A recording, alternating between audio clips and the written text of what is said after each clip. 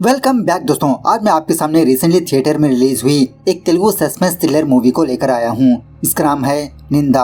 इसका मतलब है आरोप, मतलब वो कहते हैं ना आरोप लगाना। आप मूवी के बारे में बात करें तो थोड़ा डिफरेंट काइंड ऑफ मूवी है। समरी ये है कि एक क्राइम में 7 लोग सस्पेक्ट्स होते हैं। तो इन 7 लोगों में से किसने वो क्राइम किया, क्या क्या राज छुपे है उस केस में, इसी बेस पर है इस मूवी की कहानी। मूवी एंड तक सस्पेंस में ही चलती रहती है। काफी सारे लोगों के ऊपर शक होने लगता है। हर एक बंदा अपने अपने पॉइंट ऑफ व्यू से कहानी बताते रहता है। सो थोड़ी बहुत एंगेजिंग तो लगी मुझे। तो चलिए फटाफट से मूवी की कहानी को स्टार्ट कर लेते हैं। उससे पहले लुटा दो प्यार, फॉलो ऑन इंस्टाग्राम। कहानी की शुरुआत में ही एक रिटायर्ड जज को दिखाया जाता है जो किसी बंदे से अपने सर्विस एक्सपीरियंस के बारे में शेयर करते रहता है कि मैंने मेरे सर्विस में काफी सारे केसेस को देखा और मुझे अवार्ड भी मिला। लेकिन सच बताऊं तो हमारे फील्ड में ऐसे कुछ चीजें होती है जो नहीं करनी चाहिए लेकिन हमको करना पड़ता है। ऐसे ही मैंने एक चीज को कर दिया। दूसरे सीन में कुछ लोग 6 लोगों को किडनैप करके किसी कमरे में बंद कर देते हैं। मतलब पहले इन लोगों को बेहोश करके यहाँ पर लाया जाता है, चेयर से बांध देते हैं और इन लोगों का चेहरा दीवार की तरफ होता है। इन 6 लोगों में से एक एसआई होता है, एक डॉक्टर, एक लॉयर, एक गवर्नमेंट एम्प्लॉय और 2 कॉमन मैन। एक के बारे में मैं आपको कहानी के दरमियान में बताऊंगा। तो जब ये 6 लोग होश में आते हैं तो एक दूसरे से यही सवाल पूछने लगते हैं कि मुझे यहाँ पर किसने लाया, क्या है ये जगह, कौन हो तुम लोग। और इसी तरह ये लोग अपना अपना इंट्रोडक्शन देने लगते हैं, अपना नाम बताते हुए। किसी को भी कुछ भी आइडिया नहीं होता कि ये लोग यहाँ पर कैसे आए। सारे लोग यही कहने लगते हैं कि कल रात मैं अपने घर में या तो फिर अपने कमरे में सो रहा था। खैर इसी दरमियान में अमर नाम का एक गवर्नमेंट एम्प्लॉय नीचे गिरकर लक्ष्मीपति नाम के बंदे के हाथ की रस्सी खोलने लगता है अपने मुंह से। उसी वक्त इस कमरे में 2 गार्ड्स आकर अमर को गन से धमकाने लगते हैं कि अगली बार ऐसी हरकत की तो गोली से उड़ा दूंगा। तभी इन लोगों को ये बात पता चलती है कि ये लोग सीसीटीवी कैमरे के नजरिए में है। वो लोग इनकी हर एक हरकत को देख रहे हैं। थोड़ी देर के बाद इन 6 लोगों को दूसरे कमरे में शिफ्ट किया जाता है। तभी इनके सामने जानवी नाम की एक लड़की आती है और वो भी खाना लेकर। ये लोग इन 6 लोगों के बारे में सब कुछ जान चुके होते हैं कि खाने में इनको क्या पसंद है, इनको कौन सी बीमारी है, किसे डायबिटीज है, किसे बीपी है। इस तरह से बहुत ही केयरफुली हैंडल करते रहते हैं इन 6 लोगों को। दूसरे कमरे में हम एक और मास्क वाले बंदे को देखते हैं जो मॉनिटर के जरिए से इन लोगों को ऑब्जर्व करते रहता है। माइक के सामने आकर इन लोगों से कहने लगता है कि मुझे पता है कि आप लोगों के दिमाग में काफी सारे सवाल है, सारे सवालों के जवाब मिल जाएंगे सही वक्त आने पर। आप थोड़ा सा तो पेशेंस रखिए। ऐसा कहते हुए बिग बॉस की तरह इनके साथ गेम खेलने लगता है कि इस घर में कुछ रूल्स को फॉलो करना होगा। अगर कोई भी फॉलो नहीं किया तो पनिशमेंट बहुत ही खतरनाक होगा। रूल नंबर 1, जब भी मैं आपको सवाल पूछूंगा आप लोगों को 20 सेकंड का वक्त मिलेगा। इसके अंदर आपको उसका जवाब देना पड़ेगा। अगर नहीं दिया तो अंजाम बहुत ही बुरा होगा। रूल नंबर 2, वो कहते हैं ना कि सच जितना भी छुपा लो किसी न किसी दिन सामने आकर ही रहेगा। सो आज वो दिन है असली सच बाहर आने का। तो आप लोग सब कुछ सच सच बताना। सो मिलते हैं एक छोटे से ब्रेक के बाद। एसआई प्रकाश पूछने लगता है कि आखिरकार ये बंदा हम लोगों से क्या चाहता है, किसके बारे में बात कर रहा है। लॉयर कृष्णाकांत कहने लगता है कि ये जरूर कांड्राकोटा के केस के बारे में ही होगा क्योंकि इस रूम में जो कोई भी है ये सारे लोग उस केस से रिलेटेड है। खैर थोड़ी देर के बाद वो मास्क वाला बंदा स्क्रीन के सामने एक लड़की की डेड बॉडी की फोटो दिखाने लगता है। इस लड़की का नाम होता है मंजू। ये फोटो देखकर ये 6 लोग शॉक में रह जाते हैं। बाद में बालराजू नाम के एक बंदे की फोटो दिखाने लगता है। फिलहाल बालराजू आरएपी और मर्डर के केस में जेल की सजा काट रहा होता है। पूछने लगता है क्या आप इस बंदे को जानते हो। तो वो 6 लोग विदिन सेकेंड में अपने अपने फ्लैशबैक को याद करने लगते हैं कि ये 6 लोग किस तरह से इस केस से रिलेट करते हैं, क्या क्या रोल प्ले किया है इस केस में इन लोगों ने। तो ये 6 लोग सोचते सोचते 20 सेकंड खत्म हो जाते हैं। एक भी बंदा जवाब नहीं देता जिसकी वजह से इस कमरे में लाल लाइट ब्लिंक होती रहती है। तभी इस कमरे में 2 गार्ड्स आकर अपनी गन से पहले डॉक्टर चंद्रशेखर पर फायर करने लगते हैं लेकिन वो गन फायर नहीं होती। उसके बाद लक्ष्मीपति पर फायर करने लगते हैं, दोबारा वो गन नहीं फायर होती। फाइनली जब अमर पर फायर करने लगते हैं तो गोली लगकर अमर की मौत हो जाती है। 2 गार्ड्स अमर की लाश को वहाँ से बाहर ले जाने लगते हैं। ये देखने के बाद बाकी लोगों के होश ही उड़ जाते हैं। मास्क वाला बंदा इन लोगों से कहने लगता है कि मैंने कहा था ना कि रूल्स ब्रेक नहीं होना चाहिए। लगता है आपने इस गेम को सीरियसली नहीं लिया। तभी चंटी डरते हुए कहने लगता है सर मैं बताऊंगा उस रात क्या हुआ, प्लीज मुझे मत मारिए। सो चंटी को एक अंधेरे रूम में लाया जाता है जिस कमरे में एक कटघड़ा होता है कि सर उस रात मैं हल्का होने के लिए खेत में जाने लगा। लेकिन बालराजू के खेत में मुझे एक लड़की की लाश आई। जब मैंने गौर से देखा तो वो लाश मंजू की है। तो मैं बहुत घबराते हुए पुलिस वालों को फटाफट से कॉल करके यहाँ पर बुला लिया। मास्क वाला बंदा पूछने लगता है, क्या तुमने उस जगह पर उस खेत में बालराजू को देखा था? चंटी कहने लगता है, नहीं सर, मैंने तो वहाँ पर किसी को भी नहीं देखा। मास्क वाला बंदा पूछने लगता है कि अगर बालराजू वहाँ पर मौजूद नहीं था तो तुमने कोर्ट में ये स्टेटमेंट क्यों दिया कि मंजू को बालराजू ने ही मारा? चंटी कहने लगता है, अरे नहीं नहीं सर, मैंने कोर्ट में ऐसा बयान दिया ही नहीं, मैंने बस जो देखा वही बताया। उसके बाद वो मास्क वाला बंदा लॉयर कृष्णकांत को कटघरे में बुलाता है। पूछने लगता है, बालराजू को कैसे जानते हो? उसके केस को आपने क्यों लड़ा? लॉयर कृष्णकांत कहने लगता है, अगर उस वक्त आप मंजू के माँ बाप को देखते तो आप भी वही डिसीजन लेते जो मैंने लिया था। मैंने मंजू को इंसाफ दिलाने के लिए इस केस को लड़ा और बालराजू को सजा दिलाई। मंजू के मरने के बाद पता नहीं उसके माँ बाप ने कितने दिनों तक खाना नहीं खाया। बाद में एसआई प्रकाश को कटघरे में बुलाता है। प्रकाश कहने लगता है कि वो बालराजू पियक्कड़ बंदा है, गांव में सारे न्यूसेंस की जड़ है वो। बाद में लक्ष्मीपति को कटघरे में बुलाया जाता है। लक्ष्मीपति उस दिन क्या हुआ वो बताने लगता है। उस दिन जब मैं मंदिर से वापस अपने घर पर जा रहा था, उस वक्त बालराजू अपने खेत में मंजू से बात कर रहा था, उससे छेड़खानी कर रहा था, मैंने अपनी आंखों से देखा। मास्क वाला बंदा पूछने लगता है, क्या तुमने मंजू से नहीं पूछा कि उस वक्त वो वहाँ पर क्या कर रही थी? लक्ष्मीपति कहने लगता है कि सर, मैंने सोचा कि बालराजू अपनी बेटी से बात कर रहा होगा, इसलिए मैं चुपचाप चला गया। मास्क वाला बंदा पूछने लगता है, तो तुमने कोर्ट में ये क्यों बयान दिया कि बालराजू मंजू से ही बात कर रहा था? लक्ष्मीपति कहने लगता है कि सर, सुबह होने के बाद जब मंजू की डेड बॉडी के बारे में पता चला तो सारे गांव वाले वहां पर गए। उस वक्त मंजू की ड्रेस को देखकर मैं पहचान लिया कि मंजू बालराजू के साथ ही थी। डॉक्टर चंद्रशेखर कहने लगता है कि मंजू की पोस्टमार्टम रिपोर्ट मैं नहीं बनाई, सारे सबूत उस बालराजू के खिलाफ ही है। सीमन, ब्लड सैंपल, डीएनए सब कुछ मैच हो गया। उसके बाद वो मास्क वाला बंदा एसआई प्रकाश से पूछने लगता है कि आपका और उस गाँव के सरपंच का क्या रिलेशनशिप है? प्रकाश कहने लगता है कि नथिंग स्पेशल, बस ओकेशन के टाइम पर मुलाकात करते रहते हैं, कुछ खास दोस्ती नहीं है हमारी। बाद में डॉक्टर चंद्रशेखर रोते हुए यही बात कहने लगता है कि जब मैं मंजू का पोस्टमार्टम कर रहा था तो मेरे हाथ कांपने लगे। उस बालराजू ने इस छोटी बच्ची को बहुत ही बेरहमी से मार दिया, ऐसे लोगों को सजा मिलनी ही चाहिए। मास्क वाला बंदा इन सारे लोगों से एक ही सवाल पूछने लगता है, क्या आप लोगों ने इस केस में क्या कोई गलती की? सारे लोगों का जवाब एक ही होता है कि हमने इस केस में एक भी गलती नहीं की। खैर थोड़ी देर के बाद ये लोग अमर की प्लेस में दूसरे बंदे को किडनैप करके लाते हैं। इस बंदे का नाम होता है दिवाकर कांस्टेबल। तो ऑफकोर्स जिस तरह से ये लोग पहली बार शॉक हुए थे, दिवाकर भी उसी तरह से शॉक में रह जाता है। सारे लोगों से पूछने लगता है कि आप लोग यहाँ पर कैसे आए, कौन लाया मुझे यहाँ पर?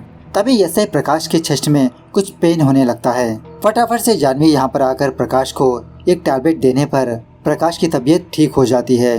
मतलब प्रकाश को कुछ अटैक हुआ होता है। बाद में वो मास्क वाला बंदा दिवाकर को कटघरे में बुलाता है। यहाँ पर एक और बात यह है कि बालराजू दिवाकर का मामा होता है। मास्क वाला बंदा पूछने लगता है कि मंजू हत्या होने से पहले एसआई प्रकाश ने बालराजू को गिरफ्तार किया था, वो किस लिए? दिवाकर जो हुआ वो बताने लगता है। सीन थोड़ा सा फ्लैशबैक में जाने लगता है। एक्चुअली बालराजू अपनी बेटी सुधा से बहुत प्यार करते रहता है। सुधा और मंजू बेस्ट फ्रेंड्स होते हैं। जब भी ये दोनों कॉलेज से वापस अपने घर पर जा रहे होते हैं तो बालराजू अपनी साइकिल लेकर इन दोनों के पीछे आते ही रहता है, मतलब सेफ्टी के लिए, समथिंग लाइक दैट। जब मंजू का घर आता है तो मंजू घर पर चली जाती है। सुधा अपने पापा बालराजू से पूछने लगती है कि पापा आप क्यों हर रोज मुझे फॉलो करते हो? बालराजू कहने लगता है ये तो मेरा प्यार है बेटा, तुम नहीं समझोगी। ठीक है तुम घर जाओ, मुझे थोड़ा काम है। उसी वक्त कांस्टेबल दिवाकर आकर अपने मामा बालराजू को किसी खेती में ले जाने लगता है। मतलब जब भी इन दोनों को थोड़ा टाइम मिलता ये दोनों खेती में बैठकर हल्के से दारू पीते रहते हैं। हर बार दिवाकर बालराजू को डांटते रहता है, अरे मामा तुम कितनी दारू पियोगे, इतनी दारू मत पिया करो, अब तुम्हारे बच्चे बड़े हो गए हैं। बालराजू की बातों से हमको एक और बात पता चलती है कि बालराजू अपनी माँ से बहुत नफरत करते रहता है, क्योंकि बालराजू का फादर मरने के बाद बालराजू की माँ ने दूसरे बंदे से शादी कर ली। वो बंदा और कोई नहीं, गांव का सरपंच होता है। बालराजू की माँ अपनी जमीन बालराजू के नाम पर करना चाहती है, लेकिन बालराजू अपनी माँ को साफ मना कर देता है कि मुझे तुम्हारा एक भी रुपया नहीं चाहिए। इसी बातों में गांव के 4 बंदे आकर बालराजू से छेड़खानी करने लगते हैं कि बालराजू तुमको कुछ काम धंधा नहीं है क्या, हर वक्त दारू पीते रहते हो। और इसी तरह गांव वाले बालराजू की माँ को लेकर भी इसको चिढ़ाते रहते हैं। अब बालराजू पहले से ही पिया हुआ था, इन लोगों से झगड़ा करने लगता है। उसी वक्त एसआई प्रकाश वहां पर आकर बालराजू को गिरफ्तार करने लगता है। दिवाकर और बालराजू को कुछ भी आइडिया नहीं होता कि प्रकाश इसको क्यों गिरफ्तार कर रहा है और इन दोनों को जवाब भी नहीं देता। प्रेजेंट डे पर दिवाकर उस मांस वाले बंदे से कहने लगता है, सर ये सब कुछ वो सरपंच और एसआई का प्लान है, मेरे मामा बालराजू को फंसाने का। वो सरपंच लोगों के ऊपर जुल्म किया करता था, उनकी जमीनें छीन रहा था, लेकिन बालराजू हर एक को इंसाफ दिलाने लगा। और इसी तरह जब तक बालराजू जिंदा है, बालराजू की माँ कभी न कभी अपनी जमीन बालराजू के नाम करेगी। इसलिए उन दोनों ने प्लान बनाकर बालराजू को जेल भिजवाया और बालराजू जेल जाते ही सारी जमीन उस सरपंच ने हड़प ली। बाद में दिवाकर पूछने लगता है कि सर बालराजू मेरा मामा है, मैं उसकी सपोर्ट में बात करने में कोई हर्ज नहीं, लेकिन आप क्यों बालराजू की तरफदारी करना चाहते हो, आप कौन हो सर? वो मास्क वाला बंदा कुछ भी जवाब नहीं देता। बाद में ये बंदा अपने मास्क को हटाता है। यहीं पर सीन थोड़ा सा फ्लैशबैक में जाने लगता है। इस बंदे का नाम होता है विवेक, जो नेशनल ह्यूमन राइट्स का कमिश्नर होता है न्यू दिल्ली। एक दिन जेलर अंकल विवेक को कॉल करके कोई चीज बताने पर विवेक फटाफट से अपने शहर वापस आता है। यहीं पर हमको ये बात पता चलती है कि मूवी स्टार्टिंग में जो रिटायर्ड जज को दिखाया गया था वो विवेक का फादर होता है। कुछ सालों पहले एक केस में इन दोनों के बीच कुछ अनबन हुई थी, जिसकी वजह से विवेक अपने फादर के ऊपर गुस्से से दिल्ली चला गया और इतने सालों बाद ये वापस लौट आया है। अब यहाँ पर बात यह है कि विवेक के फादर को कुछ बीमारी होती है, मतलब चंद दिनों का मेहमान होता है। इसीलिए विवेक के फादर के आखिरी दिनों में विवेक अपना टाइम अपने फादर के साथ बिताना चाहता है, अपने फादर के पास रहकर उनकी केयरिंग करना चाहता है। एक दिन विवेक अपने फादर के कमरे में बालराजू के केस की फाइल को देखने लगता है। पूछने लगता है कि अरे पापा, आप पर्सनल लाइफ और प्रोफेशनल लाइफ को मिक्स नहीं करते, तो ऐसे में केस की फाइल आपके कमरे में क्यों है? विवेक का फादर कहने लगता है कि बेटा, जिस तरह से क्रिकेट में सेंचुरी करने के लिए 100 रन करना जरूरी है, अगर एक रन भी मिस हो गया तो वो सेंचुरी नहीं कहलाती। तो सेम उसी तरह से इस केस ने मुझे डकआउट कर दिया मेरी सर्विस की सेंचुरी मारने से। इस एक केस ने मुझे ये एहसास दिलाया कि मैं अपनी जॉब से सेटिस्फाई नहीं हूँ। कोर्ट में बालराजू ने जिस नजरों से मुझे देखा, वो नजरें, वो आंखें मुझे अभी भी याद है। खैर कुछ दिनों बाद विवेक के फादर की डेथ हो जाती है। विवेक अपने फादर की आखिरी ख्वाहिश पूरी करना चाहता है, इसीलिए बालराज के केस को थरोली स्टडी करने लगता है। काफी सारे लॉयर्स, पुलिस वालों से मुलाकात करता है। यहाँ पर एक और बात यह है कि इस केस को गुजरे हुए 5 साल हो चुके होते हैं। बालराजू को तो फांसी की सजा मिल चुकी होती है, लेकिन विवेक के फादर की वजह से ही बालराजू इतने सालों तक जेल की सजा काट रहा होता है। अब इसी दरमियान में विवेक जानवी के पास आकर इससे मदद मांगने लगता है। सो जानवी भी इसके प्लान में शामिल होती है। सो बाद में ये दोनों बालराजू के गांव पर जाकर वहां पर इंक्वायरी करना स्टार्ट करते हैं। गांव के कुछ लोगों का ये कहना होता है कि बालराजू ने ही मंजू को मारा, और कुछ लोग बालराजू की तरफदारी करते रहते हैं कि वो बहुत ही अच्छा इंसान है, वो ऐसा काम हरगिज नहीं कर सकता। अब विवेक को इस केस में कुछ भी समझ में नहीं आता कि किसकी बात सही है, किसकी बात झूठी। सो दूसरे एंगल से डील करने का सोच लेता है। एक दिन विवेक बालराजू से मिलने के लिए जेल भी जाता है, कुछ सवालात पूछने लगता है, लेकिन बेचारा बालराजू जीने की इच्छा छोड़ चुका होता है।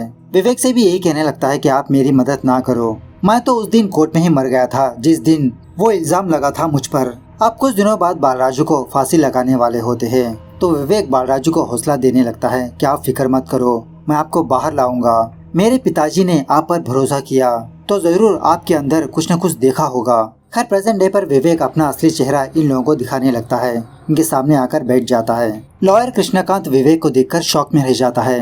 अरे आप तो नेशनल ह्यूमन राइट्स के कमिश्नर है, इतने बड़े ओहदे पे होकर आपने ऐसी घिनौनी हरकत की हमारे साथ। विवेक अपने और अपने फादर के बारे में इन लोगों को बताने लगता है कि क्यों विवेक बालराजू के केस को डील कर रहा है। विवेक कहने लगता है कि बालराजू को 1 हफ्ते के बाद फांसी दी जाएगी। अब मेरे सामने इसके अलावा कोई और रास्ता नजर नहीं आया। एक जान बचाने के लिए मैं इतना तो कर सकता हूँ। डॉक्टर चंद्रशेखर कहने लगता है कि अमर की जान लेकर आप जान के बारे में बात कर रहे हो, how funny is this. Shocking बात यह है कि अमर वहीं पर मौजूद होता है गार्ड की भेस में। मतलब अमर भी विवेक का एक मेंबर होता है जो इनका साथ दे रहा था। शायद डर के मारे ये लोग अपना असली बयान देंगे, लेकिन नो यूज, सारे लोगों ने वही बयान दिया जो कोर्ट में दिया था। सो विवेक पहले डॉक्टर से पूछने लगता है कि डॉक्टर साहब, आपने जो अपना स्टेटमेंट दिया, जो रिपोर्ट सबमिट की, क्या इसमें कोई भी गलती नहीं? डॉक्टर कहने लगता है कि मेरी रिपोर्ट, मेरा स्टेटमेंट 100% सही है। विवेक कहने लगता है नहीं, आपकी रिपोर्ट में काफी सारे मिस्टेक्स है। रूल के हिसाब से 6 बजे के बाद किसी का भी पोस्टमार्टम नहीं करना चाहिए, लेकिन आपने उस दिन मंजू का पोस्टमार्टम 7 बजे किया। मिस्टेक नंबर 2, ऐसे केसेस में 2 घंटे लगते हैं एनालिसिस करने के लिए, लेकिन आपने 30 मिनट्स में पोस्टमार्टम करके रिपोर्ट थमा दी। तभी जॉनवी डॉक्टर के पास आकर कहने लगती है कि आपसे मिलने के लिए कोई आया है। जब डॉक्टर चंद्रशेखर वहाँ पर जाता है तो उस रूम में इसकी बेटी मौजूद होती है। इन बाप बेटी की बातों से एक जबरदस्त बात पता चलती है कि एक्चुअली कुछ सालों पहले डॉक्टर चंद्रशेखर की बेटी के साथ भी कुछ लोगों ने अत्याचार किया था और वो कल्पित हाथ नहीं लगे, मतलब डॉक्टर की बेटी को इंसाफ नहीं मिला। तो डॉक्टर चंद्रशेखर मंजू को इंसाफ दिलाने के लिए फटाफट से एक झूठी रिपोर्ट बना दी, सारे सबूत बालराजू के खिलाफ कर दिया। मतलब थोड़ा इमोशनल में आकर डॉक्टर की बेटी कहने लगती है कि पापा आप मेरे हादसे को याद करके किसी दूसरे इनोसेंट बंदे को सजा कैसे दिलवा सकते हो। सो डॉक्टर चंद्रशेखर अपनी गलती का एहसास करते हुए विवेक के पास आकर यही कहने लगता है कि हाँ, मैंने अपनी जॉब को जस्टिफाई नहीं किया। उसके बाद विवेक लक्ष्मीपति से कहने लगता है कि लक्ष्मीपति चलो हम एक गेम खेलते हैं। इस तरह से लक्ष्मीपति के सामने कुछ बॉल्स को रखता है, इनके कलर्स के बारे में पूछने लगता है। तो लक्ष्मीपति इन बॉल्स के कलर्स को गलत बताने लगता है। बात यह है कि लक्ष्मीपति को कलर ब्लाइंडनेस होता है। विवेक लक्ष्मीपति से पूछने लगता है कि अब तो बताओ लक्ष्मीपति सच क्या है। तो लक्ष्मीपति सारा इल्जाम एसआई प्रकाश पर डालने लगता है। सर सब कुछ इसी पुलिस की वजह से हुआ, इसने मुझे झूठा स्टेटमेंट देने के लिए कहा। उस दिन जब लक्ष्मीपति मंदिर से वापस अपने घर पर जा रहा था तो बालराजू के खेत में एक लड़का लड़की को देखा। वो दोनों और कोई नहीं मंजू और मनोहर होते हैं। मनोहर वही गांव का एक लड़का।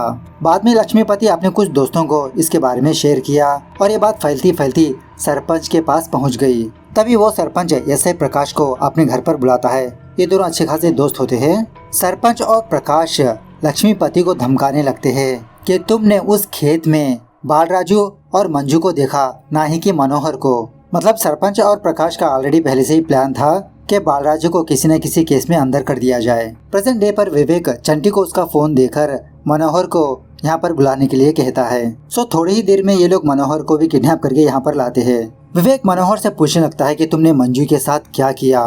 मनोहर कहने लगता है कि सर मैंने मंजू को नहीं मारा, मैं तो उससे बहुत प्यार करता था और वो भी मुझसे। इस तरह से मनोहर इन सारे लोगों को अपनी लव स्टोरी बताने लगता है कि कॉलेज खत्म होने के बाद ये दोनों हर रोज अपने गांव के कभी खेती में कभी जंगल में मुलाकात करते रहते हैं। एक दिन मनोहर और मंजू खेत में बस ऐसे ही प्यारी प्यारी बातें करते रहते हैं। उसी वक्त लक्ष्मीपति इन दोनों को देखकर वहां से भाग गया। बाद में मनोहर मंजू से कहने लगता है कि आज हमारे गांव में फेस्टिवल है ना, सारे लोग फेस्टिवल देखने के लिए चले जाएंगे, हम दोनों खेती में मुलाकात करते हैं। प्रेजेंट डे पर मनोहर कहने लगता है कि उस रात मैं खेती पर नहीं गया क्योंकि उसी रात मेरी माँ को सांप काटने की वजह से मैं अपनी माँ को लेकर हॉस्पिटल में गया। सारी रात मैं हॉस्पिटल में ही मौजूद था। सुबह होने के बाद मुझे ये खबर मिली कि किसी ने मंजू को मार दिया।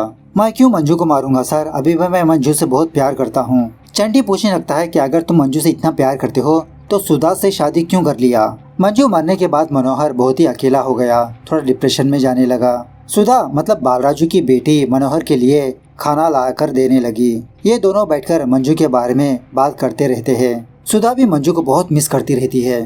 तभी कुछ गाँव वाले आकर सुधा को लानतान करने लगते हैं कि सुधा तुमको शर्म नहीं आई कि तुम्हारे पिताजी ने मंजू को मार दिया और तुम इस मनोहर को मारने के लिए आई, तुम्हारा खानदान ही ऐसा है। सो गाँव वालों का मुंह बंद करने के लिए मनोहर सुधा से कहने लगता है क्या तुम मुझसे शादी करोगी, तुम्हारी फैमिली का सहारा बनना चाहता हूँ, मेरा भी इस दुनिया में कोई भी नहीं है। इस तरह से मनोहर और सुधा की शादी हो जाती है। उसके बाद विवेक चंटी से पूछने लगता है कि मंजू हत्या होने से पहले तुम्हारा और बालराजू के बीच छोटा सा झगड़ा हुआ था, किस बात को लेकर हुआ था। तो पहले तो चंटी नहीं बताता लेकिन बाद में सच बताने लगता है। एक्चुअली चंटी को जुआ खेलने की आदत होती है, सारे गांव में कर्जा करके बैठा होता है। एक दिन एक गांव वाला चंटी के पास आता है अपने पैसे पूछने के लिए। इस बंदे को देखकर चंटी भागने लगता है, बालराजू के पीछे आकर छुप जाता है। तो बालराजू चंटी को डांटते हुए उस बंदे से कहने लगता है कि तुम फिक्र मत करो कि 1 हफ्ते के अंदर वो तुम्हारा कर्जा चुका देगा, अगर नहीं चुकाया तो मैं उसकी जमीन बेचकर तुम्हारा कर्जा चुका दूंगा। सो यह होने के कुछ दिनों बाद चंटी मंजू की लाश को देखता है। फटाफट से चंटी एसआई प्रकाश को कॉल करके इसी के बारे में बताने लगता है कि बालराजू की खेती में मंजू की लाश है और उस वक्त प्रकाश के साथ सरपंच भी होता है। सो यही अच्छा मौका समझकर ये प्रकाश और वो सरपंच बालराजू को फंसाने का प्लान करते हैं। क्राइम स्पॉट पर जाकर चंटी से कहने लगते हैं कि तुम बालराजू के घर के पास जाकर उसके रिलेटेड कुछ सामान लेकर आओ और चंटी का बयान भी बदलने के लिए कहते हैं। प्रेजेंट डे पर प्रकाश विवेक से पूछने लगता है ये सब कुछ तो सही है विवेक, लेकिन आप कोर्ट में कैसे प्रूव करोगे? विवेक कहने लगता है कि आपने भी बहुत सारी गलतियां कर दी। कुछ दिनों पहले जब विवेक बालराजू के पास आकर इससे पूछताछ करने लगा था तो बालराजू ने एक बात बताई थी कि पुलिस वाले बालराजू को गिरफ्तार करने के बाद वो जेल ले जा रहे थे। रास्ते के दरमियान ये बेहोश हो गया। जब बालराजू बेहोश हुआ था तो पुलिस वाले बालराजू के पास उसका ब्लड और उसका सीमन एक्सट्रैक्ट कर दिया, मंजू के डेड बॉडी पर प्लेस कर दिया। जानवी प्रकाश से कहने लगती है कि आपको थोड़ी देर पहले चेस्ट में पेन आया था, आप सही नहीं पाए, तो ऐसे में बालराजू 5 साल से जेल की सजा काट रहा है। क्या आपने कभी उसके बारे में सोचा वो कितनी तकलीफ झेल रहा होगा? विवेक भी प्रकाश को डांटने लगता है कि आप जैसे करप्टेड ऑफिसर्स की वजह से इनोसेंट लोग भी फंस जाते हैं, विक्टिम्स बनते हैं वो लोग। आप लोगों ने ही सोचा ना कि बालराजू को फंसा दिया जाए तो उसके हक में लड़ने वाला कोई भी नहीं है, लेकिन इंसाफ दिलाने के लिए ऊपर वाला किसी न किसी को जरूर भेजता है, वो मैं हूँ। मैं आप लोगों से आखिरी बार एक ही बात चाहता हूँ कि आप लोग अपने स्टेटमेंट को बदल लीजिए। मेरे पिताजी और मैं ये मानते हैं कि बालराजू निर्दोष है, प्लीज आप लोग भी इसका ध्यान रखिए। विवेक कमरे से बाहर आने के बाद बालराजू जेल से विवेक को कॉल करके कहने लगता है, सर आप मेरे लिए जो कुछ कर रहे हो प्लीज बंद कर दीजिए। मैं आपको एक सच बताना चाहता हूँ, मंजू की हत्या मैंने ही की।